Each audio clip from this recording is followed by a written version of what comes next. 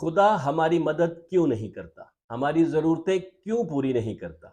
آپ کو اپنی زندگی میں ایسی صورتحال کا سامنا کرنا پڑا ہوگا جہاں آپ شدید جذباتی یا مالی دباؤ میں تھے۔ آپ نے دعا کی، آپ روئے، آپ نے خدا سے مدد مانگی، لیکن آپ کو ایسا لگا کہ آپ کو کوئی جواب نہیں مل رہا۔ ایسی صورتحال میں شاید آپ نے خود سے یہ بھی کہا ہوگا کہ خدا میری مدد کیوں نہیں کرتا؟ یہ سوال بہت سے لوگوں کے لیے پیدا ہوتا ہے، لیکن اس کا جواب ہمیشہ سادہ اور ایک جیسا نہیں ہوتا۔ ایسی ناکامی اور مایوسی کی صورتحال کی کئی وجوہات ہو سکتی ہیں۔ اس کی سب سے بڑی وجہ یہ ہے کہ اللہ تعالیٰ پر ہمارے ایمان میں گہرائی سے زیادہ جذباتی پن ہوتا ہے۔ جب حالات ٹھیک ہوں تو ہم اللہ کے ساتھ اپنے تعلق کے بارے میں بہت کم سوچتے ہیں، لیکن جب کوئی برا وقت آتا ہے تو ہم فوری طور پر اللہ کی مدد کی توقع کرتے ہیں۔ سچے ایمان کا مطلب یہ ماننا ہے کہ خدا نہ صرف ہنگامی حالات میں موجود ہے بلکہ ہر وقت ہمیں دیکھ رہا ہے اور ہمارے ساتھ ہے۔ اگر ہمارے ذہنوں میں خدائی طاقت پر ایمان کمزور ہے تو مشکل وقت میں ہماری مانگی گئی دعاؤں میں بھی شکوک و شبہات کا ہونا یقینی ہے۔ دوسری وجہ یہ ہے کہ اعتماد و یقین راتوں رات نہیں بنتا۔ صبر اور تجربہ ایمان میں اضافہ کرتے ہیں۔ جس طرح مشق سے پٹھے مضبوط ہوتے ہیں، اسی طرح وظائف و اذکار کی مشق و ریاضت سے یقین و اعتماد بڑھتا ہے۔ اللہ کے برگزیدہ بندوں کے کسی کلمہ کو ایک بار کہنے سے ہی مسئلہ حل ہو جاتا ہے، لیکن ہمارے ایک دفعہ کہنے سے وہ مسئلہ حل نہیں ہوتا۔ ہمیں مسئلہ حل کرنے کے لیے اس پر محنت و ریاضت کرنی پڑتی ہے۔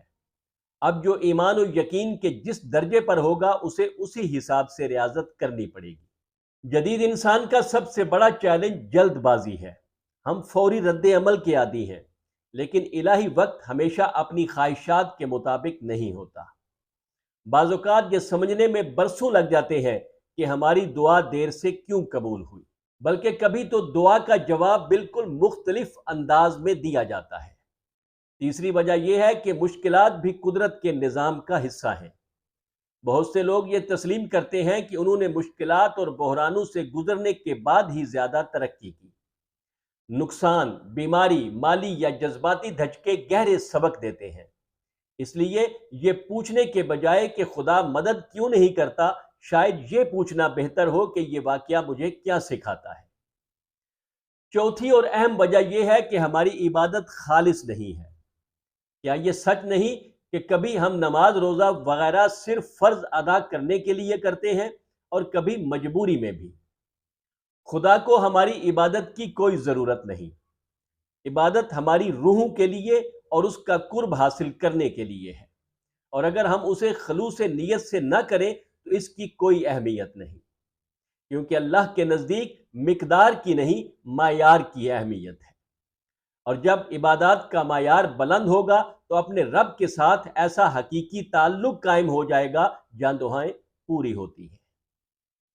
دعاؤں کی قبولیت میں رکاوٹ کی ایک اہم وجہ ہمارے گناہ ہے۔